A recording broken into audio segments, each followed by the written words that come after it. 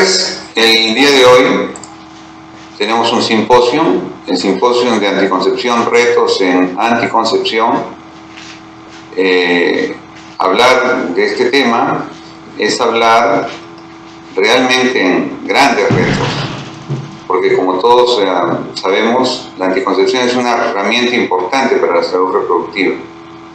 Y los retos que tenemos en la actualidad son bastantes. Ocupamos el segundo lugar en la tasa de embarazos en adolescentes en América Latina y el Caribe, el primer lugar en el mundo en abortos inseguros, y con los efectos de la pandemia hemos tenido una elevación por encima del 30% de la tasa de muerte materna en la región. Así que lograr alcanzar los objetivos de desarrollo sostenible, sobre todo el objetivo 3.2.1, se hace muy difícil. Muy bien, pero para empezar este simposio de anticoncepción, retos en anticoncepción, vamos a tener a cargo de la moderación a la doctora Janet Marchena Arias. Perdónenme que no me presenté, yo soy el doctor Miguel Gutiérrez Ramos, presidente de la Sociedad Peruana de Obstetricia y Ginecología, y en este momento voy a presentar a la doctora Janet Marchena. La doctora Janet Marchena es médico especialista en ginecología y obstetricia de la Universidad Nacional Mayor de San Marcos, es miembro asociado de la Sociedad Peruana de Obstetricia y Ginecología, actualmente es coordinadora general de ginecología del Grupo A1 y de la Unidad Mujer de la Clínica Delgado, ha hecho una subespecialidad en ginecología estética y funcional en la Universidad de Barcelona, España, y adicionalmente es experta en planificación familiar. Dejo con ustedes entonces a la doctora Janet Marchena para que haga la moderación y la presentación de nuestros invitados internacionales. Adelante, Janet. Buenas tardes. Nos disculpan un inconveniente en toda la modernidad realmente en la zona virtual, pero salimos adelante como siempre. Bueno, quiero hacer la presentación del primer tema en retos en anticoncepción. El primer tema va a ser ¿por qué privilegiar el uso de los métodos de larga duración reversibles? A cargo del doctor Luis Bahamondes de Brasil. Me da mucho gusto y placer presentarlo al doctor Bahamondes, que conozco desde hace muchos años. Él es médico por la Universidad Federal de Córdoba, Argentina, especialista en ginecobstetricia y doctor por la Universidad Estatal de Campinas, Unicam, Brasil, profesor titular de ginecología, departamento de tocoginecología de la Facultad de Ciencias Médicas Unicam, Brasil.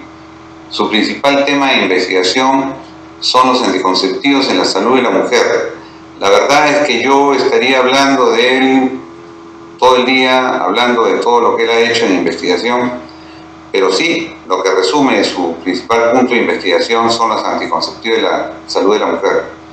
Doctor Luis Bahamondes, bienvenido a nuestra jornada internacional, y lo dejo para que nos deleite con su charla de por qué privilegiar el uso de los LARCs. Adelante, doctor Bahamondes. Buenas tardes. Muchísimas gracias a todo el comité organizador de la Sociedad Peruana de Ginecología y Obstetricia para esta jornada internacional de obstetricia y ginecología. Yo voy a hablar de por qué seguir utilizando el uso de métodos anticonceptivos de larga duración. Ustedes saben que los métodos disponibles son los dispositivos intrauterinos con cobre, que en la mayoría de los países existen dos, Multiload y T de cobre 380A, que pueden servir para usar por 12 años, pero que la T de cobre 380 para aquellas mujeres que cumplen 35 años o más se puede dejar prácticamente hasta la menopausia. Tienen cobre, afecta la penetración de espermatozoides y la unión con el óvulo, y el retorno a la fertilidad es inmediato. También en la mayoría de los países hay Implanon, en algunos países hay Yadel, el otro implante anticonceptivo. Implanon dura 3 años, Yadel dura 5. Libera etonogestrel Implanon y levonorgestrel Yadel. Inhibe la ovulación y tienen un efecto profundo en el moco cervical, y el retorno a la fertilidad también es inmediato. Mirena y Cailina son los dos sistemas intrauterinos liberadores de levonorgestrel que existen en muchos países.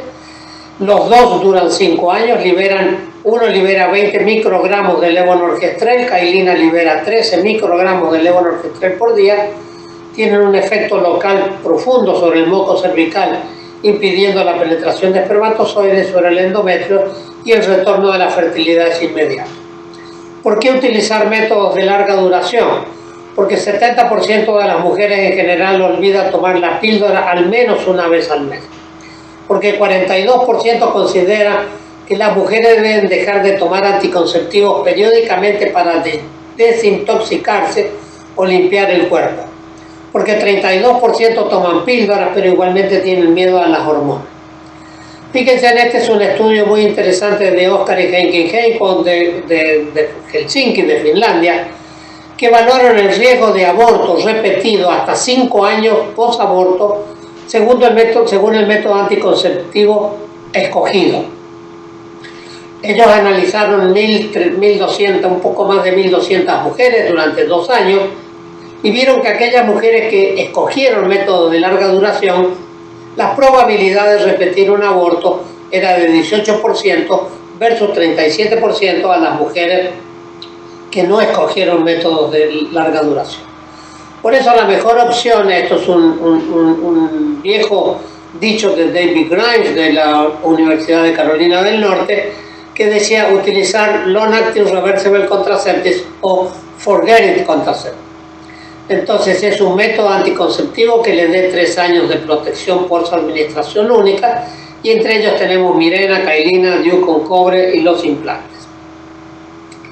La falla anticonceptiva de estos métodos anticonceptivos de larga duración tienen una eficacia similar a la ligadura tubaria. La Yadel e Implanon, 4 por cada 1.000 mujeres, Mirena y Cailina entre 1 y 2 mujeres por cada 1.000 mujeres, y la T de cobre alrededor de 1 por cada 100 mujeres. Vamos a hablar de DIU con cobre y yo me voy a referir a T de cobre 380A porque es el DIU más vendido en el planeta y aquel que trabajamos más en el Brasil. Existen barreras al uso de anticoncepción intrauterina y en general los médicos y las obstetrices dicen que las adolescentes no pueden usar, a pesar de que no existe restricción por edad, que las no ligestas no pueden usar, a pesar de que no hay restricción por paridad. La gente cree que provocan infección e infertilidad, y recuerden que la infección es causada por enfermedad de transmisión sexual y no por DIU. Piensa que son difíciles de colocar, miedo a los efectos hormonales y miedo a las alteraciones en el sangrado. Este es el estudio grande de la Organización Mundial de la Salud que comparó sistema intrauterino liberador de levonorgestrel con 52 miligramos, lo que luego comercialmente se llamó Mirena en el mundo, y T de cobre 380A, y pueden observar que el sistema intrauterino tuvo tasas de falla menor que la T de cobre, sin embargo los dos por abajo de 2 por cada 100 mujeres año. La T de cobre es un método altamente efectivo, con tasas de embarazo post 10 años de uso de 0, en un estudio nuestro del año 2005 que acumulamos poco más de 350 años mujer, el de la OMS que acumuló 7.000 años mujer y el de Irving Simmons del 2007 que acumuló 1.050 años mujer. ¿Qué significa esto? En nuestra práctica diaria, mujeres que se colocan una T de cobre después de los 25 años de edad, o sea, cuando cumplen los 10 años, tienen más de 35 años de edad, nosotros les proponemos no retirarlo más hasta la menopausia. ¿Por qué? Porque bueno, si le ha ido tan bien durante 10 años, lo esperado es que le siga yendo bien hasta la menopausia. Otro de los mitos es el retorno a la fertilidad post-uso de DIU con cobre, y este es un estudio muy interesante de China. En una provincia de China hubo un terremoto durante el horario de escuela de los niños. Muchas escuelas fueron destruidas y muchos niños fueron muertos por el terremoto, y estas mujeres, en la época que China tenía la política de un hijo único, tuvieron derecho a ir a pedir que le sacaran el DIU para embarazarse nuevamente porque habían perdido su único hijo. Y pueden observar la tasa de embarazo a 23 meses por retirada del DIU, que fue de más del 80%, lo que es esperado para la población general. Y pueden observar la línea negra, todas las mujeres, la línea rosada, que son las mujeres menores de 35 años, la amarilla de 35 a 40, y fíjense que las únicas mujeres que se embarazaron un poco menos fueron las mujeres mayores de 40 años, donde sabemos que la tasa de fertilidad decae con el paso de los años. Ahora voy a hablar de Mirena. Este señor que falleció hace unos años es el doctor Tapani Lukainen, que fue el inventor de Mirena. ¿Por qué usar? Entonces, porque dijimos que la tasa de falla es muy baja, la tasa de continuación es muy alta, porque se puede colocar posplacentario, posparto inmediato, no tiene restricción por edad ni paridad, porque tiene beneficios no anticonceptivos como sangrado menstrual idiopático en mujeres con lupus eritematosos, enfermedades hematológicas, usuarias de anticoagulantes, y porque lleva reducción de histerectomías solo para Mirena, no para Cailina. Es altamente efectivo. Pueden observar este estudio del año pasado de los Estados Unidos con tasas acumuladas a 5 años de 2 por cada 1000 mujeres. Pero uno de los problemas que todo el mundo le tiene miedo es a la expulsión. Y recuerden que la expulsión ocurre entre el 2 y el 4% de todas las inserciones, 50% ocurren en los primeros 6 meses post-inserción, y los factores asociados son la inserción por personal poco entrenado, inserción inmediata post-parto, pero menor si es post-placentario, o sea, 10 minutos post-parto y post-aborto, sangrado excesivo al momento de la inserción. Las mujeres que buscan Mirena por sangrado menstrual abundante, nosotros tenemos el triple de expulsiones si lo colocamos durante la vigencia del sangrado. Y por eso las mujeres con sangrado menstrual abundante les pedimos que retornen cuando terminó el sangrado menstrual para colocarlo. Y obviamente úteros distorcidos por miomas o malformación congénita.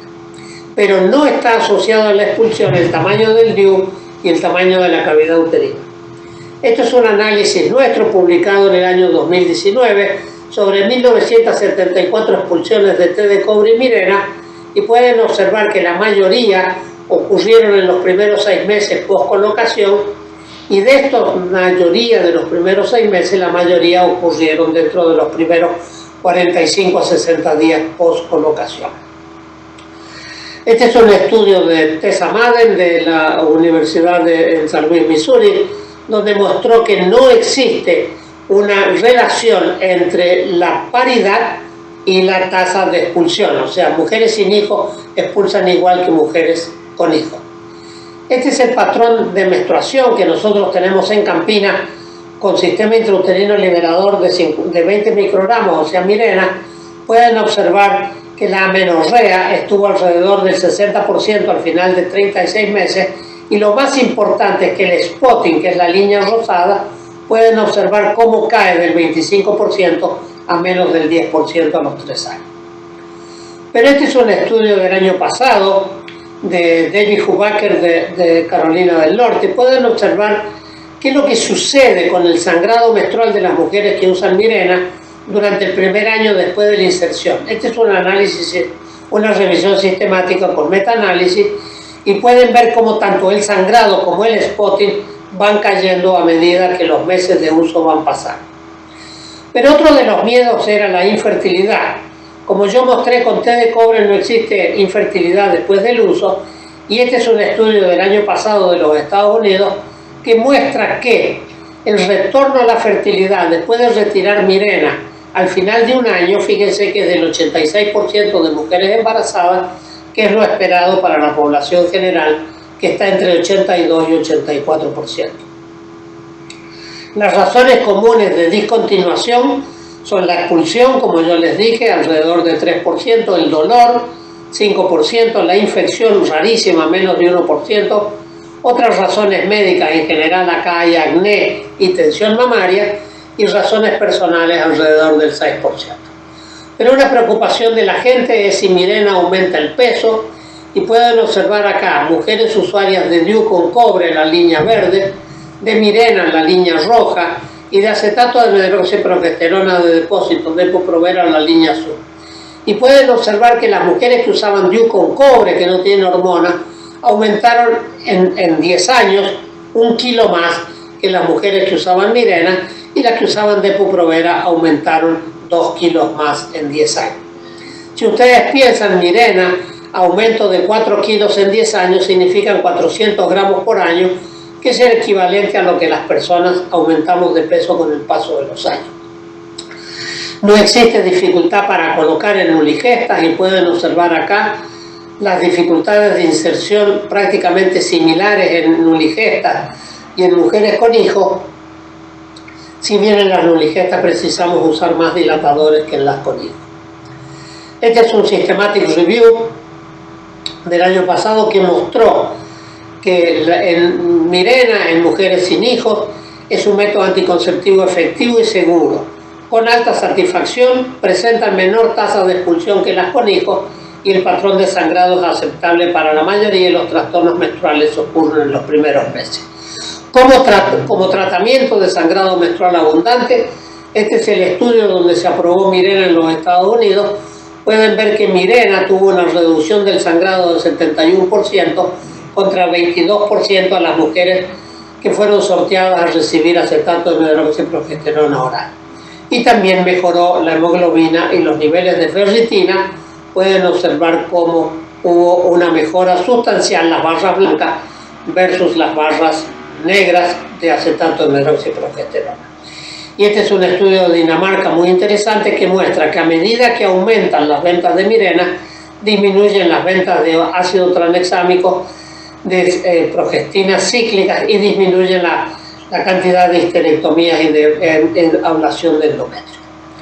Yo quisiera hablar entonces unos minutos, me quedan 5 minutos, sobre implantes.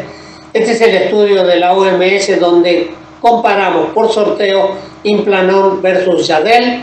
3.000 mujeres participaron del trial, 1.000 mujeres usuarias de Implanon, 1.000 mujeres de Yadel y 1.000 mujeres de té de cobre.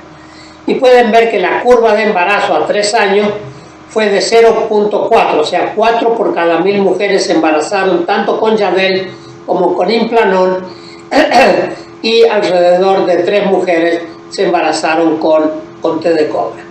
Acá pueden observar la probabilidad de continuar con el uso. Fíjense que a los 3 años 70% estaban usando. Fíjense que la curva azul, que es la curva de Implanon, cae, porque a estas mujeres nosotros al final de los 3 años les dábamos la opción de retirarlo y colocar uno nuevo o mantener el mismo por 5 años de uso.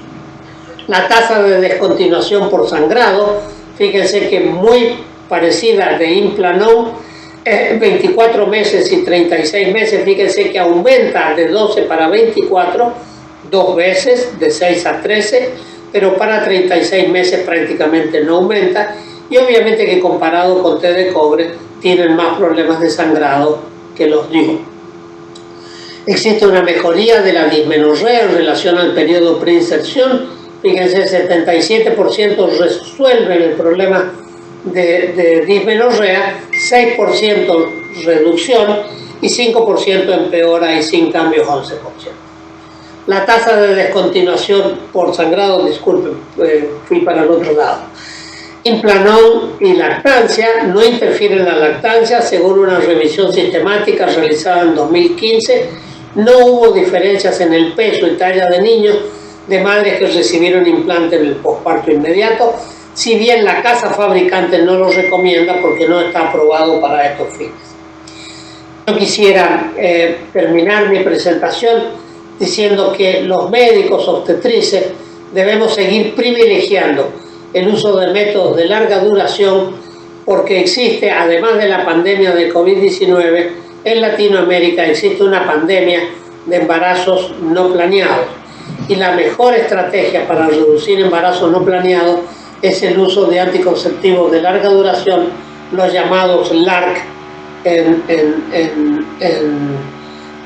todo el mundo. Muchísimas gracias por su atención.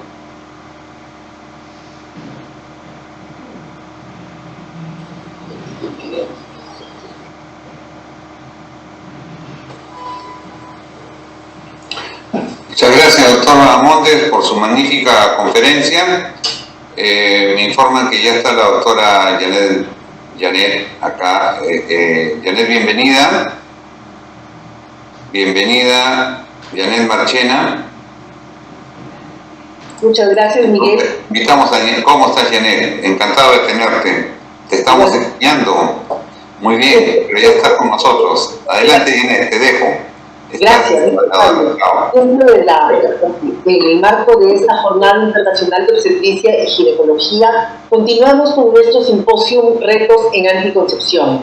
Vamos a tener a nuestra segunda ponente, la doctora Gabriela Cosoy, de Argentina. Gabriela es ginecóloga de la sección adolescencia del Hospital de Rivadavia en Buenos Aires, Argentina. Ella es paz presidente de la Sociedad Argentina de Ginecología Infanto Juvenil y es paz presidente de la Asociación Médica Argentina de Anticoncepción. Gabriela también es directora de Comisión de Anticoncepción y la Transición a la Menopausia de la Asociación Argentina de Menopausia y Andropausia. Muchas gracias, doctora, por haber aceptado esta ponencia y adelante, por favor. Tiene usted 20 minutos.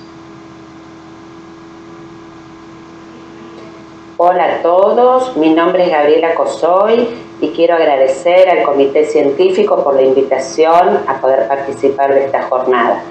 Vamos a hablar de anticoncepción en la transición a la menopausia. Muchas veces nos preguntamos cómo y cuándo pasamos, cuándo debemos suspender, podemos utilizar métodos anticonceptivos en esta etapa de la vida. Bueno, vamos a ir tratar de viéndolo a través de esta charla. Sabemos que se realizó esta estadificación para poder facilitar el asesoramiento de las diferentes etapas, desde la fertilidad hasta ver la necesidad de anticoncepción o prevención en salud. La transición a la menopausia marca un periodo de cambios fisiológicos que acercan a la mujer hacia el final de la etapa reproductiva. Esta etapa de transición a la menopausia la vamos a poder clasificar en temprana o tardía y sabemos que la transición temprana va a ser variable en su longitud, con ciclos que empiezan con algunos trastornos y sobre todo que se comience el inicio de la elevación de la FSH. En la transición tardía vamos a tener que puede tener una etapa de 1 a 3 años, donde aumenta todavía más el intervalo de trastornos del ciclo hasta llegar a la menorrea y con una FSH mayor a 25 miliunidades internacionales. Si bien sabemos que la fertilidad disminuye a partir de los 35, sobre todo a partir de los 40, vamos a encontrar una reducción progresiva de la actividad ovárica que va a llevar a una disminución de la fertilidad.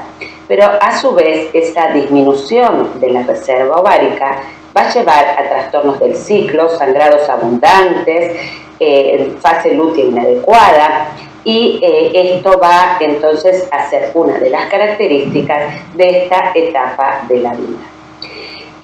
Si bien estos cambios hormonales son graduales y no son, se van haciendo en forma paulatina, a medida que comienzan a aparecer puede dar una serie de síntomas en las mujeres que van a estar caracterizados entonces por trastornos vasomotores, vamos a tener alteraciones de la calidad del sueño, vamos a tener trastornos del humor, trastornos también a nivel de la esfera sexual, síntomas genitourinarios, y debemos tener en cuenta, muy en cuenta, estos síntomas en nuestras pacientes, ya que sabemos que 20% de estas mujeres ven afectada su calidad de vida en forma significativa.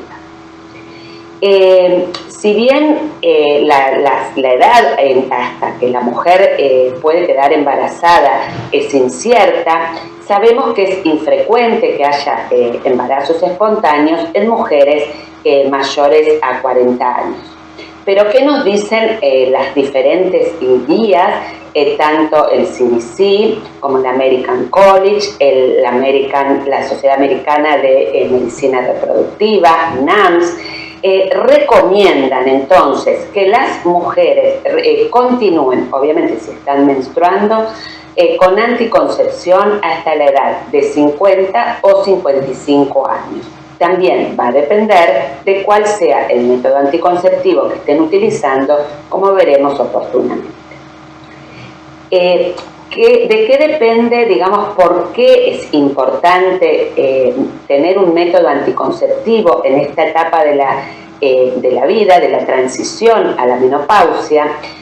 Sabemos que los embarazos son infrecuentes, pero pueden suceder. Si bien las mujeres van postergando por diversas razones la búsqueda de un embarazo, ya sea por causas psicosociales, ya sea por motivos laborales, sabemos que la tasa de embarazos no planificados es semejante a esta edad en la observada en otros grupos. Encontramos 26 embarazos cada 1000 mujeres en mayores de 40 años. Este embarazo puede implicar ciertos riesgos. Encontramos abortos espontáneos, sobre todo después de los más del 50% después de los 45 años, así como también podemos encontrar malformaciones fetales, mayor riesgo para la gestante por diabetes, hipertensión arterial, así como también la presencia de partos pretérminos y bebés con bajo peso para la edad gestacional. ¿Cuáles son los métodos anticonceptivos que podemos utilizar en esta etapa? No hay ninguna restricción con respecto a la edad. Cualquier método puede ser utilizado. Por supuesto que debemos tener en cuenta primeramente la realización de una exhaustiva historia clínica, ¿sí?, donde podamos detectar factores de riesgo, patologías o uso de medicaciones que contraindiquen algún método anticonceptivo, así como una consejería para que la decisión sea por parte de la usuaria, que sabemos que eso va a aumentar entonces el cumplimiento y la adherencia al método. Decíamos entonces que la edad por sí misma no es una contraindicación para el uso de ningún método anticonceptivo. Tanto la Organización Mundial de la Salud como la Facultad de Sexualidad y Reproducción Humana de Gran Bretaña manifiestan que todos los métodos anticonceptivos por la edad son categoría 1 o 2, o sea que se pueden utilizar. Debemos, por supuesto, entonces decíamos, evaluar factores de riesgo, que estos sí pueden ir aumentando con la edad, como es la hipertensión, la obesidad, el síndrome metabólico, las enfermedades cardiovasculares. Por otro lado, tener en cuenta que hoy día tenemos la posibilidad de utilizar en esta etapa el uso de formulaciones con estrógenos naturales, con menor dosis de estrógenos, y el uso de nuevas progestinas con efectos metabólicos neutros, como es el acetato de nomegestrol, menor efecto androgénico, como es el dienogest, y la anticoncepción libre de estrógenos, con la aparición actualmente también, aparte del desogestrel, con la drosperinona de 4 miligramos. Tener en cuenta las diferentes vías de administración, aparte de la anticoncepción hormonal oral e inyectable, tanto los parches como los anillos, y el uso del ARS, muy importante en esta etapa de la vida, y sobre todo el SIU del levonorgestrel es sumamente útil también entonces para estos trastornos, sobre todo del sangrado menstrual abundante, que a veces podemos encontrar en esta etapa. No olvidar entonces los regímenes dinámicos y tener en cuenta que el uso de anticoncepción de emergencia, en caso de que la mujer no esté usando ningún método anticonceptivo, tampoco tiene ninguna contraindicación, ni por la edad ni por alguna patología. En cualquier momento de la vida, y aunque estén cursando alguna patología, pueden utilizar anticoncepción de emergencia. Recordar el uso del preservativo como único método de prevención de infecciones de transmisión sexual. ¿Cuáles van a ser también los beneficios de usar anticonceptivos hormonales en la perimenopausia? Por un lado, para el manejo de estos trastornos del ciclo menstrual, sabemos que todos los anticonceptivos, si bien hay algunos más indicados, como veremos luego, todos actúan para disminuir el sangrado menstrual, mejoría de los síntomas vasomotores que comienzan en esta etapa, reducción de la dismenorrea si lo hubiera, y sobre todo también prevención de la densidad mineral ósea, ¿sí? Un efecto positivo sobre la misma. Sabemos que el uso de anticonceptivos por más de 5 años vamos a tener que hay una reducción también tanto del riesgo de cáncer de ovario, endometrio y colon. ¿Cuáles van a ser las situaciones, sin embargo, que van a obligar a discontinuar la anticoncepción hormonal? Por ejemplo, que la mujer tenga más de 40 años y ya no quiere utilizarlos, comenzó a fumar, le diagnosticaron alguna patología, experimentó sofocos en el intervalo libre de hormonas. Entonces, muchas veces no nos preguntan, ¿hasta cuándo los tengo que tomar? ¿Cómo sé si realmente debo seguir tomándolos? Bueno, también nos encontramos con que hay conceptos y preocupaciones acerca del riesgo cardiovascular y los anticonceptivos hormonales combinados. Sabemos que hay un mayor riesgo de tromboembolismo venoso en mujeres usuarias y sobre todo a medida que va aumentando la edad. Fíjense aquí como vemos que el rosa es anticonceptivos y el celeste sin anticonceptivos. Fíjense cómo es verdad que hay un ligero aumento. Sin embargo, esto no es estadísticamente significativo.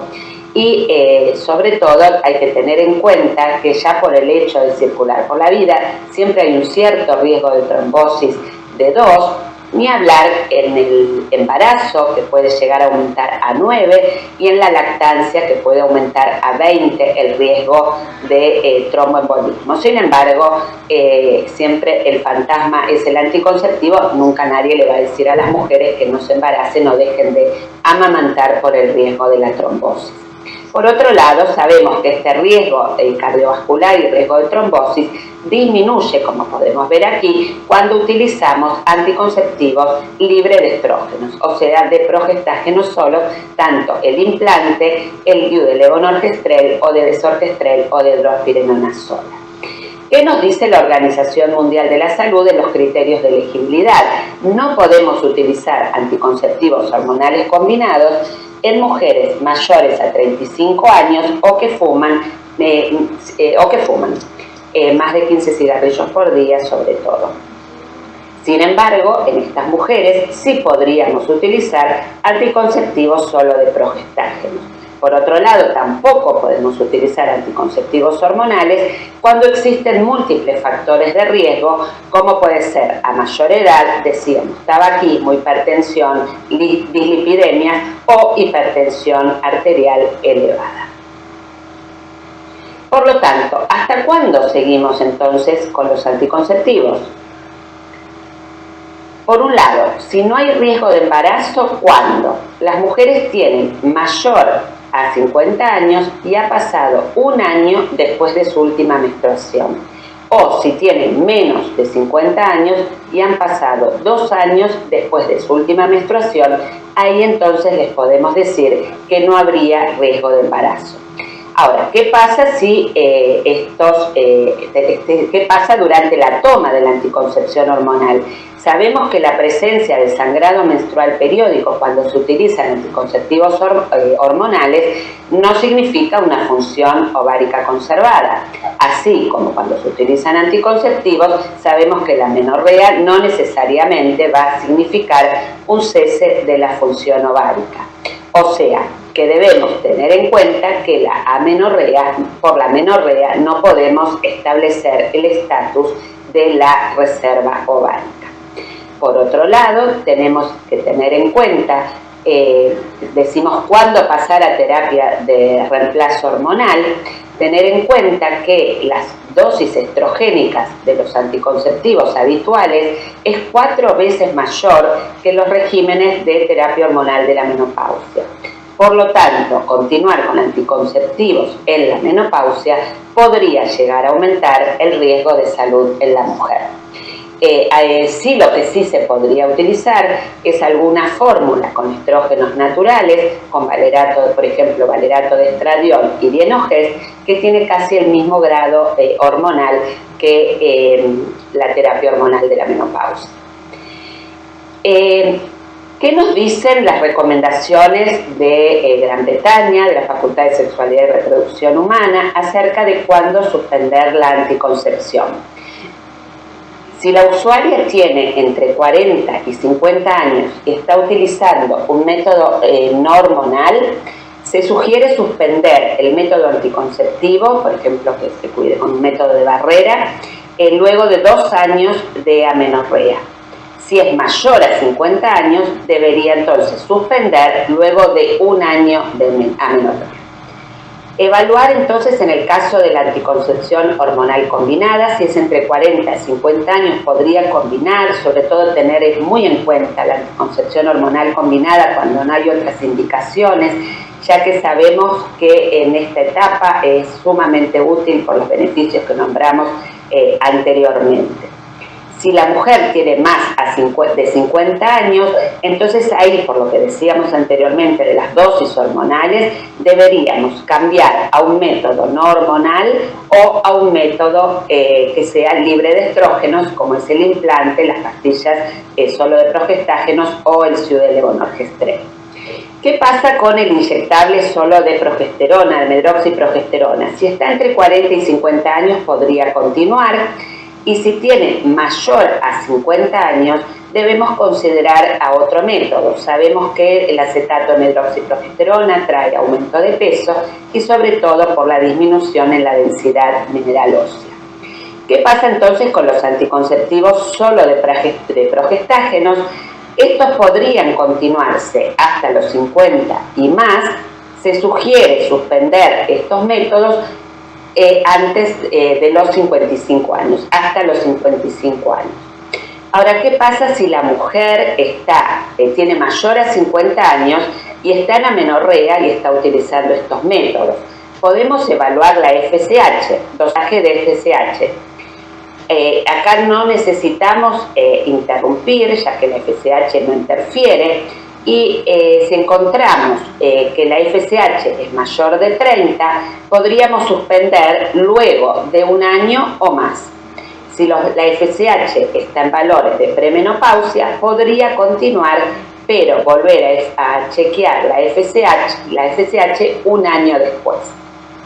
En el caso de que esté usando un Ciudelevonorgestrel y fue colocado luego de los 45 años, este podría quedar hasta los 55 años como método anticonceptivo, aprovechando también su función a nivel del sangrado, mejoría del sangrado menstrual abundante, o como terapia de oposición a la terapia reemplazo hormonal estrogénica.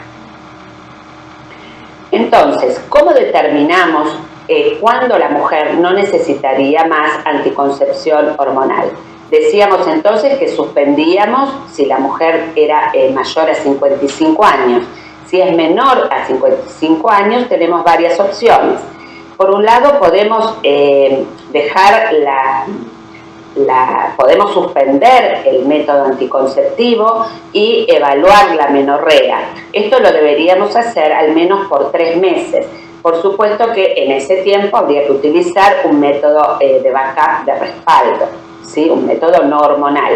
Esto no sería lo más práctico y lo ideal, sobre todo si estamos manejando anticonceptivos también por manejo de síntomas. Lo que sí entonces podríamos realizar, entonces, como decíamos, las determinaciones de laboratorio. ¿Qué evaluamos y cómo evaluamos? Decíamos que hay determinados marcadores que nosotros podemos utilizar de subfertilidad, como es la FSH, que sabemos que va aumentando a medida que pasa esta transición en la menopausia, la hormona antimülleriana, que va disminuyendo a medida que disminuye la reserva ovárica, o el conteo de folículos centrales por ecografía. Sin embargo, estos métodos no son utilizados sacando el dosaje de FSH para poder determinar esta etapa. Entonces decíamos que el cese de la función ovárica puede establecerse con la determinación de 2 valores de FSH iguales o mayor a 30 unidades medidos con 6 a 8 semanas de diferencia. Cuando hacemos las determinaciones, es particularmente útil hacer esta determinación, como decíamos, si está utilizando anticonceptivos. Si la mujer está tomando anticonceptivos y tiene 50 o más años. Lo clásico es determinar la FSH en el intervalo, en el 7º día del intervalo libre de hormonas en los anticonceptivos hormonales si está utilizando fórmulas 21-7. En caso de estar utilizando alguna otra fórmula, algunos también prefieren realizar, entonces suspender el anticonceptivo por 14 días para prevenir los falsos negativos y que la mujer esté en que nos dé valores de premenopausia y que la mujer ya esté en menopausia por haber no picado la FSH. Por lo tanto, si la FSH fue medida en 2 ocasiones, si es mayor a 30, no es necesario el método anticonceptivo, y si es menor a 30, entonces sí sería necesario. Cuando repetimos entonces estas determinaciones, decíamos, si es menor a 30, recomendar mantener por 1 año más el uso de anticonceptivo y repetir la determinación. Si en caso la mujer ya sea mayor a 50 años, pasar entonces a anticoncepción libre de estrógenos. ¿Qué pasa si la mujer está usando un SIU de levonorgestrel? Y sabemos que más del 30% de las mujeres cuando utilizan este método se encuentran en amenorrea. Sabemos que el SIU de levonorgestrel es de alta eficacia anticonceptiva para 5 años. Hay numerosos trabajos que demuestran la prórroga de estos beneficios. Ya mismo en pandemia se estableció que se podía usar por 6 años sin ningún riesgo. Y sabemos que es sumamente efectiva para el sangrado menstrual abundante y aceptado y aprobado para como terapia de reemplazo de oposición progestacional cuando se utilizan estrógenos. En este caso sí es recomendable el cambio o recambio cada 5 años. Colocado en mujeres mayores de 45, no habría necesidad ya de realizar ningún recambio. Y como decíamos, la menorrea no es indicación de menopausia. Aparte de chequear en cualquier momento del ciclo, obviamente, porque es un anticonceptivo solo de gestágenos, deberíamos también entonces, para saber si la mujer está en menopausia, chequear 2 FSH con 6 semanas de diferencia. Lo que podemos hacer también, en caso de que pudiera haber, sabemos que puede haber ovulación con el SIU de levonorgestrel, para en caso de que nos dé alta por estar en un pico ovulatorio todavía, esa parte agregar el dosaje de estradiol. Si la FSH es mayor a 30 y el estradiol menor a 20, vamos a estar entonces ante una falla ovárica y ya en menopausia. Como vemos en este trabajo justamente del doctor Bamondes, que compartimos acá el simposio, donde evaluaron las tasas de embarazo con el uso extendido del SIU de levonorgestrel más allá de los 5 años en una revisión en 776 mujeres en Brasil que utilizaron por más de 60 meses el SIU de levonorgestrel. Si bien la edad era menor, era de mujeres de 15 a 44 años con una media de 32, fíjense que se reportó una tasa de 0 embarazos. O sea que traspolado todavía habría mucho menor riesgo en este grupo etario que estamos hablando. Sabemos que si bien el SIU de levonorgestrel libera 20 microgramos diarios en un inicio, llega a 11 microgramos a los 5 años y sigue actuando y manifestando su actividad. ¿La terapia hormonal de la menopausia sirve como método anticonceptivo? Sabemos que la terapia hormonal de la menopausia no inhibe la ovulación en forma consistente. Se realizó este trabajo sobre un efecto sobre la supresión de la ovulación en mujeres entre 40 y 50 años, que se les indicó 1.25 miligramos de estrógenos conjugados con norgestrel cíclico como terapia hormonal de la menopausia y midieron la pregnenolona en orina semanal, tanto previo como posterior a la terapia. Y se vio que 6 de las mujeres continuaron ovulando con ciclos regulares y 4 con 5 ciclos irregulares. Por lo tanto, la terapia hormonal de la menopausia no debe ser indicada como método anticonceptivo. Cuando utilizamos terapia hormonal de la menopausia, eso, bueno, en mujeres peri- y posmenopáusicas sintomáticas, insuficiencia ovárica primaria, en el síndrome genitourinario preferimos por ahí utilizar terapias locales, o cuando hay un riesgo elevado de osteoporosis. Esto entonces debe ser evaluado, sabemos que tenemos que estar dentro de la ventana de la oportunidad, dentro de los primeros 10 años posteriores a la última menstruación, y tener muy en cuenta entonces la edad de la paciente, el momento de inicio y las diferentes formulaciones. Como conclusión entonces podemos decir que hasta que la mujer entre en menopausia necesitamos métodos anticonceptivos seguros y eficaces. No solo por la anticoncepción, sino también porque podría presentar síntomas que puedan alterar su calidad de vida y estos mejorarlos. Suspendemos si es mayor a los 50 años y ha pasado un año después de su última menstruación, o menor a los 50 años si han pasado 2 años después de su última menstruación. Si está utilizando anticonceptivos hormonales combinados, a los 50 años podemos hacer determinación de FSH.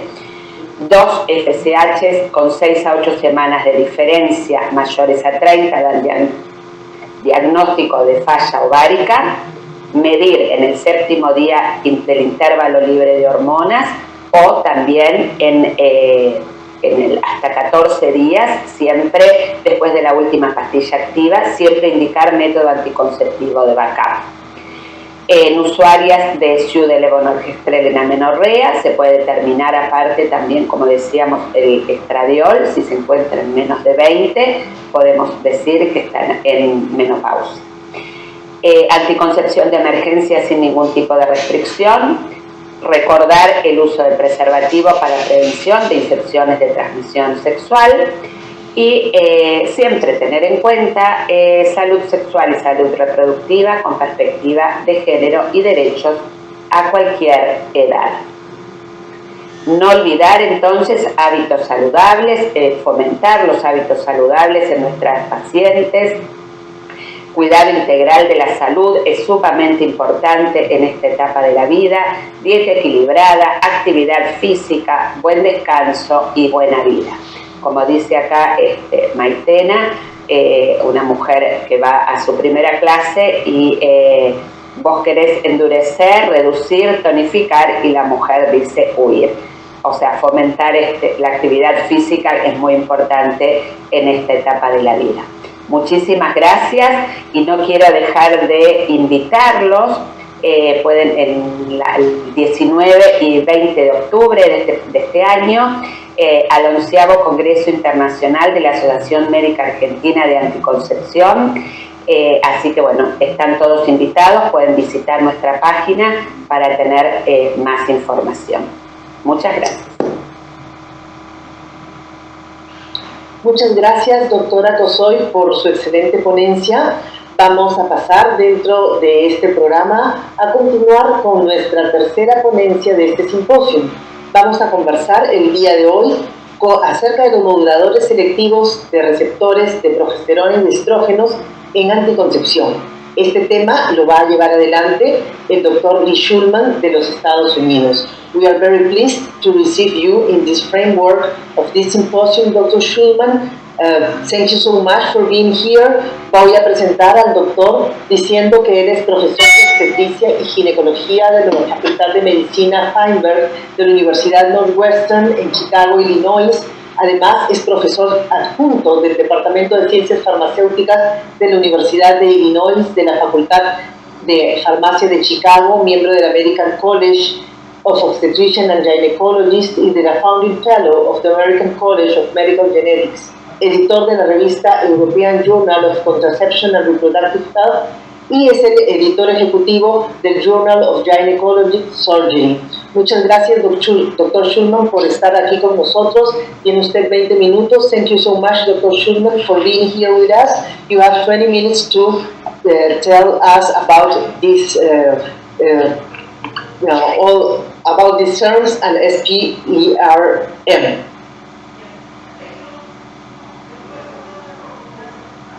everybody for the kind invitation to ask me to speak at this year's conference. I think like the rest of the other speakers, we are all sad that we could not be there in person, but hopefully that will change next year as we all start to get back to a more normal approach to not only healthcare, but education. What I want to talk about today is a rather novel and cutting-edge topic.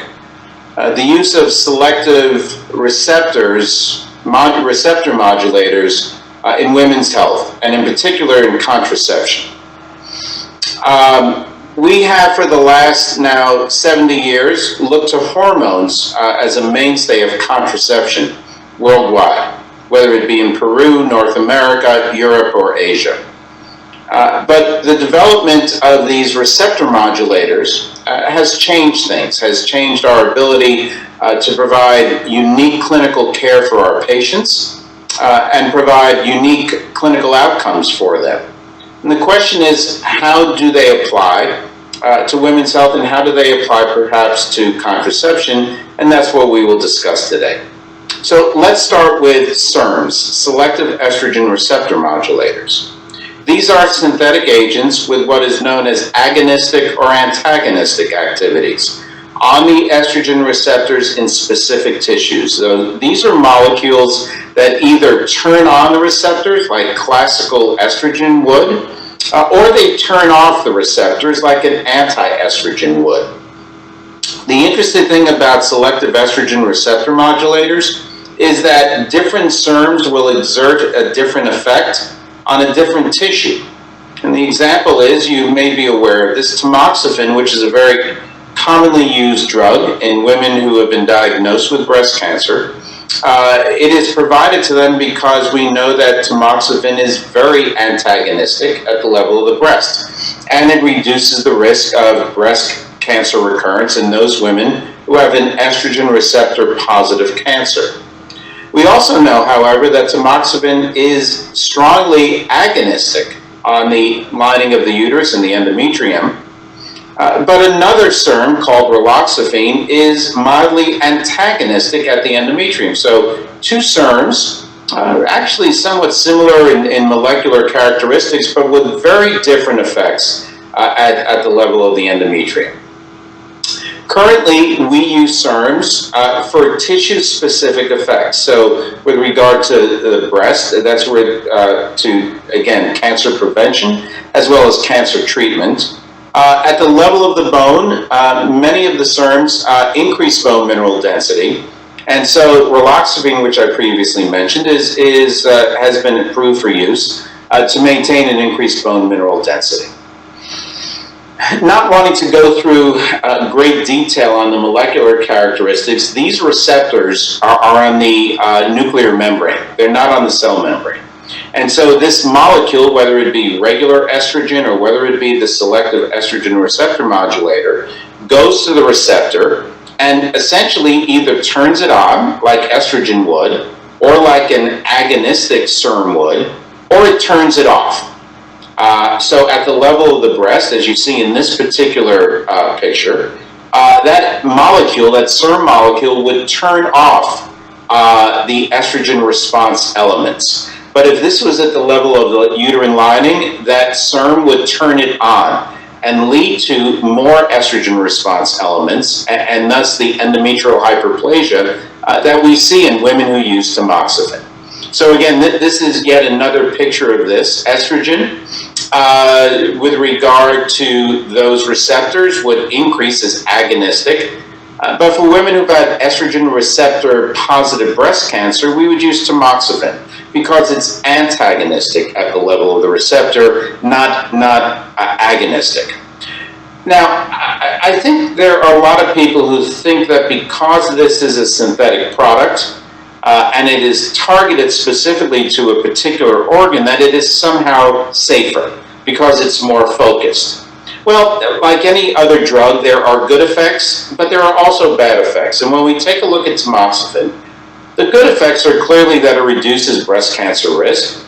there's actually a beneficial impact with regard to cholesterol. It lowers the bad cholesterol, LDL, and it increases bone mineral density. It strengthens bones. But it is not in any way a totally safe drug. It is because it's agonistic at the level of the endometrium. It increases the risk of uterine cancer. It, like estrogen, increases the blood clot risk. That is the same whether it be estrogen or a SERM. And as a result, there are issues that we as clinicians need to address in women who use SERMs.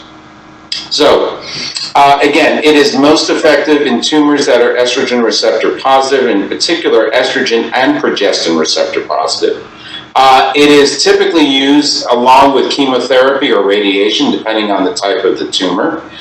It can be used for women at very high risk for breast cancer, in particular for women perhaps who have an inherited gene mutation like BRCA1 or BRCA2.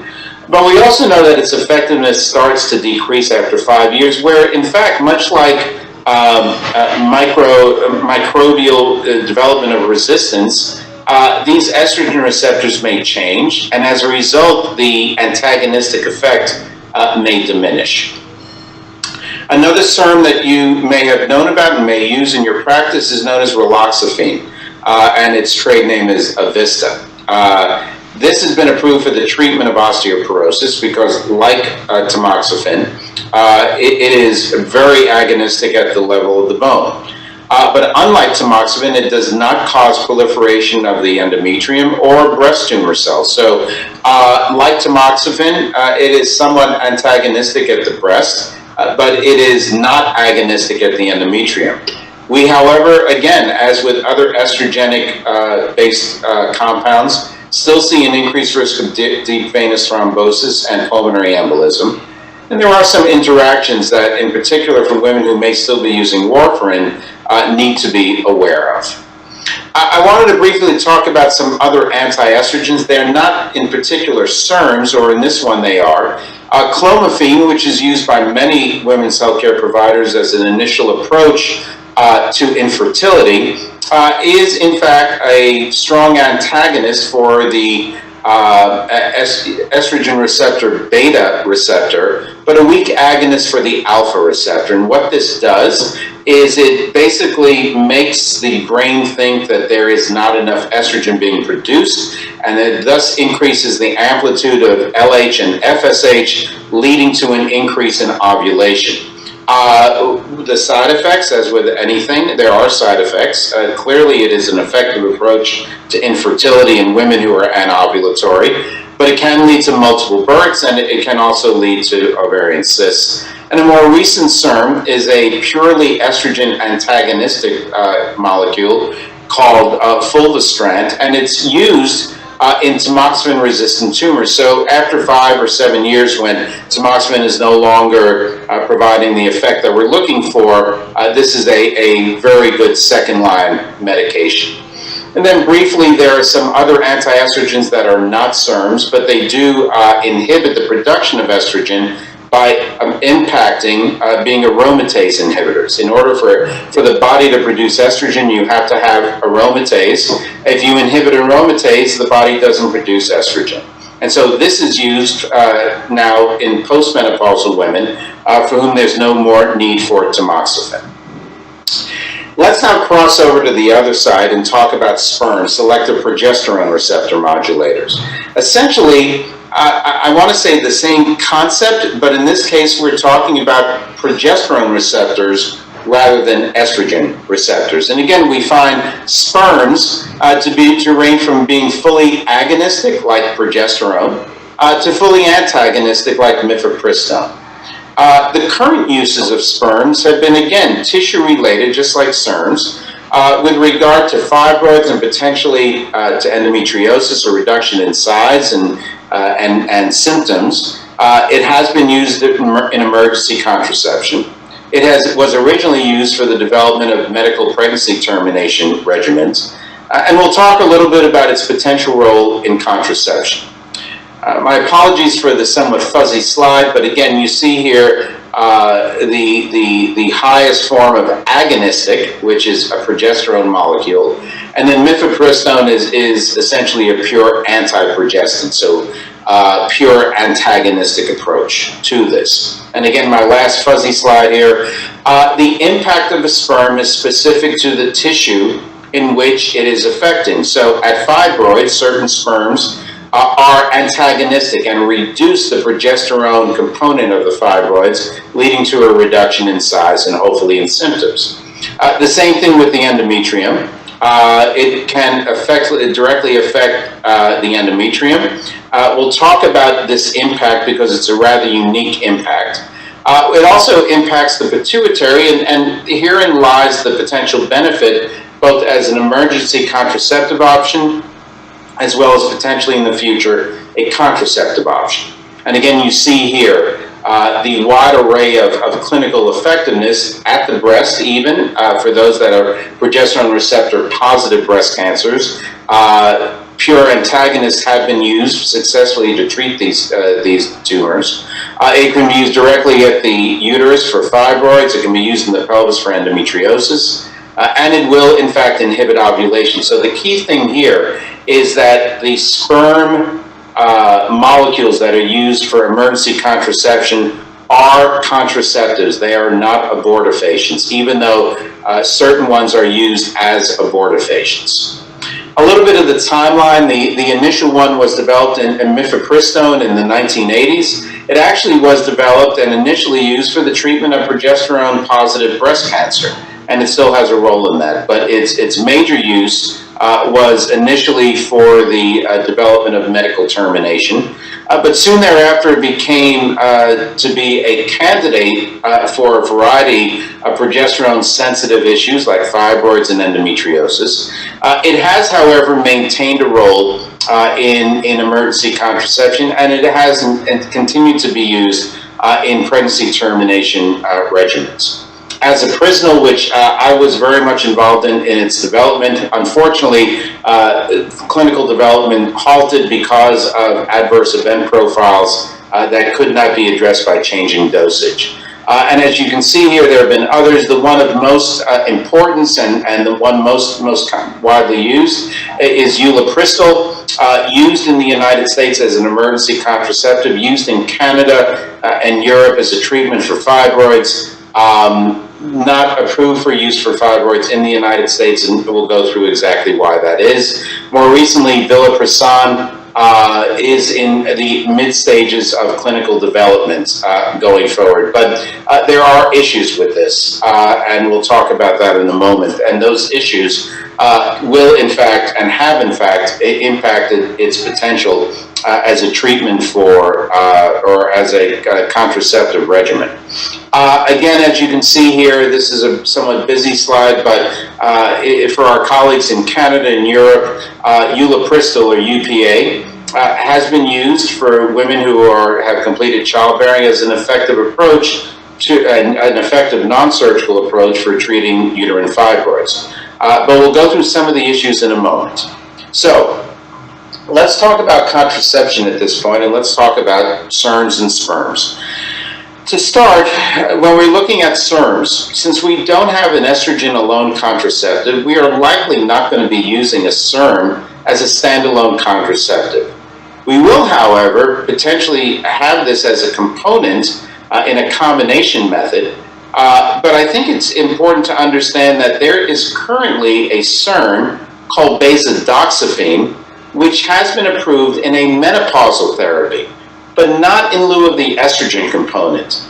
Basodoxifene in a combination menopausal therapy known as Duavie actually replaces the progestin, because for basodoxifene, it is a strongly antagonistic SERM at the level of the endometrium, and so it replaces the progestin, which for many progestins may have issues with other risks. It replaces the progestin and prevents endometrial hyperplasia from the menopausal estrogen, and in the case of Duavie, conjugated estrogen that's used there.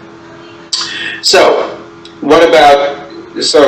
SERMs likely not going to be a standalone contraceptive, may potentially be a part of a combination method. What about sperms? Well, sperms do have the potential to provide standalone contraception because progestins can provide standalone contraception. And we have many methods in Peru, in South America, in Europe, and now in America, where we have progestin-only methods that are effective contraceptives. And as such, it is quite possible, and development has in fact gone forward, that these sperms can be potentially used for not just medical pregnancy termination or emergency contraception, but the development of an ongoing contraceptive regimen. And the reason is because these sperms do in fact inhibit ovulation, which I want you to think about this for a moment. You have progesterone, which can inhibit ovulation, and you have a sperm that can inhibit ovulation. So both the progesterone and the anti-progestin can, in fact, through different mechanisms, achieve the same outcome, which is ovulation inhibition, which is what we look for in contraception. So let's go through the two most common sperms. Mifepristone, again, developed initially for medical pregnancy termination, but now an effective approach as a true emergency contraceptive, not as an abortifacient. We know that it works as well as other approved either combination emergency contraceptives or progestin only. As you see here, when it is taken within 5 days after unprotected intercourse, it has a 1.2% failure rate, which actually is somewhat lower than the progestin-only or combination methods. So this works very well. It is, however, not the mainstay of emergency contraception, and we'll go to that in a moment. Again, the mechanism of action is ovulation inhibition, which occurs immediately upon using. If administered after ovulation, it impacts endometrial maturation. So we're able to truly provide an effective ovulation inhibitor or prevention of endometrial maturation, and therefore not able to secure implantation. The adverse effects, as you would well imagine, because of its impact on the endometrium, are irregular bleeding, and that can last for a couple of cycles. So clearly, this is not something that you would want your patients using for situational contraception. There are other side effects, as we see with higher dose hormones like nausea and vomiting, and those side effects are considerably less with mifepristone. Let's talk about the more recent sperm, ulipristal acetate, or UPA. This is a second-generation sperm. A single dose of 30 milligrams is recommended for use as soon as possible and no later than 5 days after the first unprotected intercourse. Its mechanism of action is the same, inhibition of ovulation, and if after ovulation, then alteration in the endometrial proliferation. It turns out to be actually even a little bit more effective than mifepristone, and it is why it has essentially replaced mifepristone as an emergency contraceptive. It's more potent than levonorgestrel in inhibiting ovulation. It works very well with probably a failure rate slightly lower than 1%. Adverse effects, the most common ones are, again, abdominal pain and menstrual disorders, usually from uterine cramping, again, bleeding abnormalities for a couple of cycles. And what's interesting, there have been no associated adverse outcomes with regard to those few inadvertent pregnancies. So there would be no reason to consider termination because of exposure to ulipristal. It is, however, contraindicated in pregnancy and suspected pregnancy. It is not recommended to use in breastfeeding women. They should not breastfeed for 36 hours after treatment. They can pump, but they can resume breastfeeding after 36 hours. It also is not recommended for those with hepatic impairment or with severe uncontrolled asthma. So when we take a look at conventional contraceptives and sperms, sperms really potentially work incredibly well. They inhibit ovulation. This is what we look for as an effective contraceptive. If used chronically, perhaps the bleeding profile does not become irregular as when you use it situationally. We have looked at sperms in a variety of delivery systems, from oral agents to vaginal rings and even an intrauterine device. And really, many in the field of drug development thought ulipristal had the greatest promise. Again, we want to inhibit ovulation. Therefore, the sperm is a great option, but it is going to require chronic dosing. And herein lies the reason why I'm not talking to you today about a sperm-containing contraceptive. It turns out, and this is something that that was part of the azaprisnol development process, that the use of sperms lead to a characteristic endometrial effect, an effect called PAEC, or progesterone receptor modulator associated endometrial changes. One of the reasons why azaprisnol never went forward is because we at the time, and this is the late 2000s, early 2010s, did not know what this meant. Was this cancer? Was this not cancer? Is this something serious for patients? And pathologists did not help us because they had not seen it either. As you see in this slide, the normal endometrium is to the left, and you can well imagine the concern that we all had when we saw these in pathology slides. We did not know what this was. This was something brand new we had not seen, except in some bizarre stromal cancers that we had noted before. But here's the issue. We were looking at the time at a vaginal ring with a continuous use of 3 months, an IUD that would be similar to what we have with a levonorgestrel releasing IUD, but this would release ulipristal. But all of these trials stopped because of those endometrial findings. Well, what we now know with PAIC, with this, is that this is a completely benign change. This does not lead to cancer. This is not a malignant condition. It is in a sense, an idiopathic change with the sperm molecule. And even in those studies that have looked at long-term users, none of these patients developed either endometrial hyperplasia or malignancy. So this is a disordered endometrium. It took us about a decade to figure out that it was benign.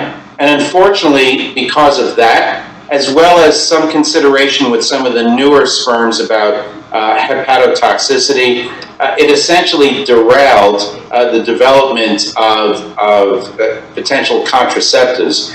I will tell you on a personal note that I had been chosen to be the worldwide principal investigator for azaprisnol as a contraceptive.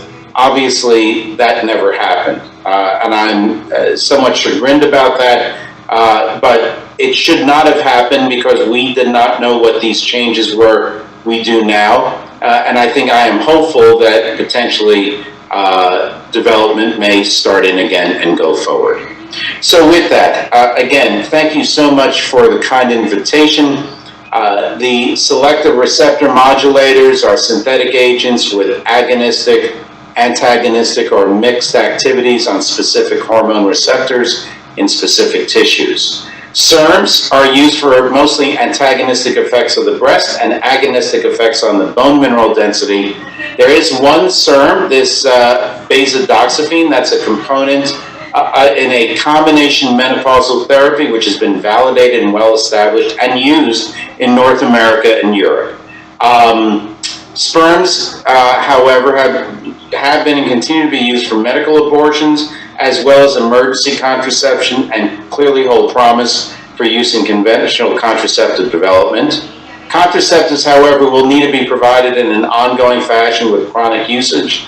And so issues about PAIC, these endometrial changes and potential hepatotoxicity, have unfortunately limited ongoing contraceptive development. But given the novel mechanisms of action of sperms, development of a conventional contraceptive utilizing a sperm component is still possible, and I think all of us hope, given the focused nature of sperms, that we will find that selective progesterone receptor modulator that will provide safe, reliable, effective, and reversible contraception in the near future.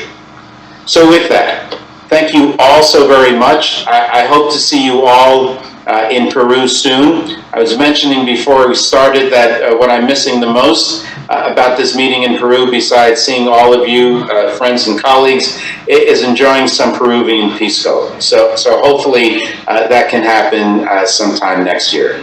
Thank you all very much. Muchas gracias, profesor Schulman, y efectivamente lo esperamos muy pronto con un pisco sour para deleite de todos nosotros de volverlo a escuchar. Bien, tenemos ahora 8 minutos para poder terminar haciendo de repente algunas preguntas a nuestros ponentes.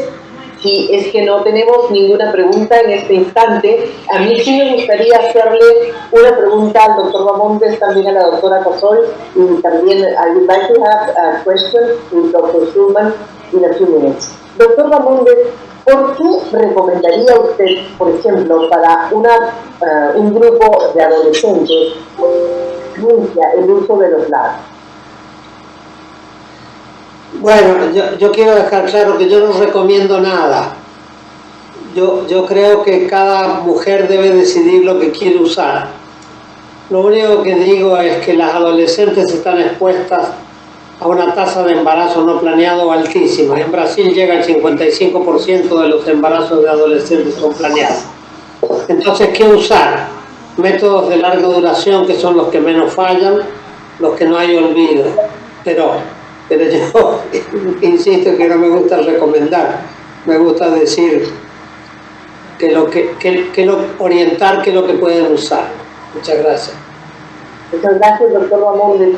Doctora Gabriela, si es que nos pudiera dar de repente alguna recomendación para todos nosotros que trabajamos con mujeres que están justo en este momento de la perimenopausia y que muchas veces se sienten un poco confundidas respecto a si es que los anticonceptivos pudieran hacer crecer los miomas, pudieran tener algún efecto sobre la mama. ¿Hay alguna forma, hay algo en especial que pudiéramos nosotros, o simplemente se trataría de educación? Bueno, ¿me escuchan bien? Buenas noches a todos. Bien. Bueno, lamentablemente tanto en anticoncepción como en terapia hormonal de la menopausia tenemos muchos mitos que muchas mujeres tienen y muchos miedos, ¿no? Por eso decíamos que muchas veces tenemos efectos muy beneficiosos en mujeres de 45, 47, 48 años y que pueden usar anticonceptivos y sin embargo a veces no los quieren utilizar porque tienen miedo justamente a cáncer de mama o alguna patología. Sabemos que hay numerosos trabajos que implican, digamos, hay muchos a favor y otros en contra del cáncer de mama con el uso de anticonceptivos, pero formalmente sabemos que no son estadísticamente significativos. El temor a los estrógenos, bueno, sabemos, pero es como decía el doctor Bamondes, uno debe hacer una buena consejería y evaluar, siempre poner en una balanza riesgos-beneficios. Yo creo que son sumamente beneficiosos y eligiendo a la usuaria correcta, ¿no? Lo mismo si hay miomas, bueno, recomendar o indicar anticonceptivos solo de progestágenos, o sea, uno va, yo siempre digo, ¿no?, que es tan rico el uso tanto de anticonceptivos como la terapia hormonal, que uno puede ir, evaluando, siempre decimos que es como un traje a medida, ¿no?, que uno puede ir según la usuaria que tenemos delante, pero bueno, siempre desmitificar, quitar temores y lo mejor es ir explicando, ¿no? Cosa de que la usuaria no tenga temor al uso de los diferentes métodos, ¿no? Muchas gracias, doctora Gabriela. Tenemos una pregunta para el doctor Bamondes. El doctor Luis Fabra Orozco nos dice, en primer lugar, excelente presentación, ¿qué hacer desde los médicos para aumentar el uso de los DART dadas sus ventajas? Yo creo que la primera cosa es, hay que ofrecerlos. La segunda cosa, hay que desmistificarlos. La tercera cosa, hay que promoverlos. La cuarta cosa, tenemos que entrenar a nuestros médicos jóvenes a aprender a colocarlos, aprender a sacarlos, aprender a manejar los efectos indeseables. Creo que el problema que tenemos es que los médicos tenemos mitos y barreras y por eso no pasamos información confiable a las mujeres. Can I ask a question to Lee? Yes, of course, sure. Lee, I have a question. Do you envision a future for SPRM and CERM as a contraceptive methods or other advantage? Because ulipristal acetate was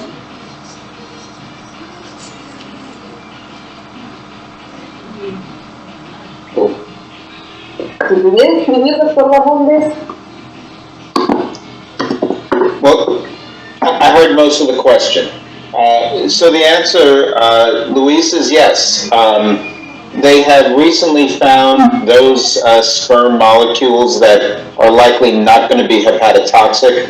And I do believe that they convey considerable benefits over progestins, specifically with regard to cancer risk. So I'm not sure for you and me during our professional lives, but I would say in the next decade, yes. I think there will be, whether it be oral, whether it be an IUD, I think we'll have a delivery system for sperm that doesn't convey any hepatotoxicity.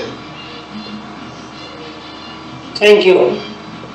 Thank you so much, Dr. Schulman, for your excellent presentations. Y muchas gracias también, doctor Bamondes, doctora Gabriela. Le doy pase al doctor para que pueda cerrar este simposio. Muchas gracias a todos los que han asistido con nosotros. Doctor Gutiérrez, por favor, adelante. Gracias, Janet. En realidad hemos disfrutado con esta magnífica presentación. Yo te agradezco, Janet, por la magnífica moderación. Un saludo muy especial a todos los ponentes. Lucho Bamondes, lo conozco, como decía, hace muchos años. Gabriela Cosoy, excelente. Y al doctor Lee Schulman, muchas gracias por su participación. Nosotros estamos cerrando este simposio con muchas expectativas de los SERMs, ¿okay?, en relación a los anticoncepción y las expectativas de los LARCs para poderlos utilizar mucho más en el futuro y prevenir así tantas cosas que se nos están viniendo con esto de la pandemia. Muchas gracias, Janet, nuevamente, y con esto cerramos el simposio. Buenas noches.